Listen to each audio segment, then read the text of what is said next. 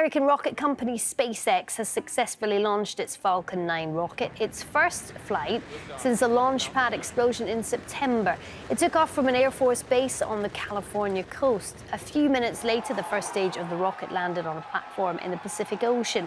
SpaceX said the Falcon 9 had successfully launched 10 new satellites into orbit.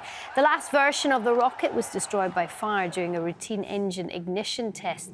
The telecommunications satellite it was supposed to carry to orbit was also destroyed.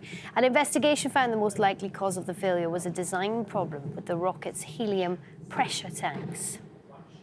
Well, for more on this launch, I'm joined by space journalist and author Sarah Cruddas. Sarah, a very warm welcome to the programme. Hello, how are you doing? I'm very well, and I'm guessing there are lots of extremely relieved individuals in California right now that work for SpaceX and their client Iridium as well. Absolutely. I mean, this mission, obviously the main thing is to launch a payload in space. In this case, it was communication satellites from Iridium, which are responsible for everything from pagers to satellite phones, and that's part of a new generation of Iridium satellites, which are going to form a constellation, which is lots of satellites in orbit in space, to help improve the way we communicate back on Earth. So one great example of how space enriches life back here on Earth. But then the second most exciting thing is that incredible footage you just saw, and it's the first time we've had really good footage where the camera hasn't been destroyed, of SpaceX actually launching a rocket and then successfully managing to land half of the rocket back on a barge the size of a football field in the Pacific Ocean when it's come from a height of around 50 kilometres above the Earth. And that's an incredible feat of engineering. It's the 7th time they've now actually managed to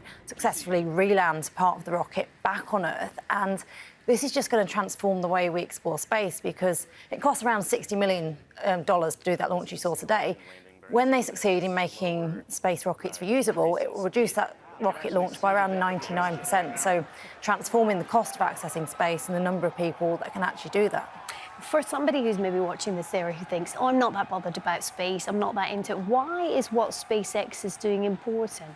Because humans were built to go over the hill and humans were built to explore, and I think throughout history you see governments going first and then private companies do things afterwards, and that's exactly the same as we're seeing with SpaceX and many other commercial companies. And we're really seeing almost a shift in the way we explore space. It's no longer about NASA or government agencies. It's really about these private individuals who can make space affordable, they can make money out of space, and they can bring enrichment and benefit for life back here on Earth, but also look at, you know, it sounds like science fiction, but transforming our species into a multi-planetary species. Elon Musk, who runs SpaceX, is very serious when he says he wants to die on Mars.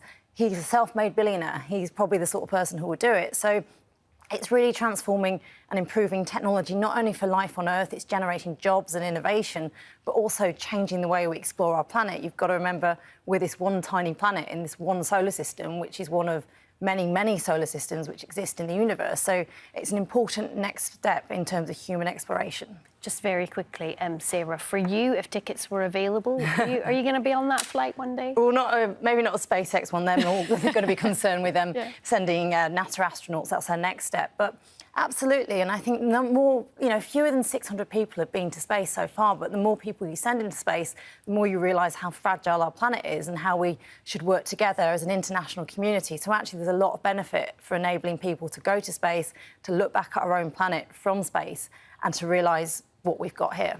How lucky we are. Yep. Sarah, thank you. Thank you very much.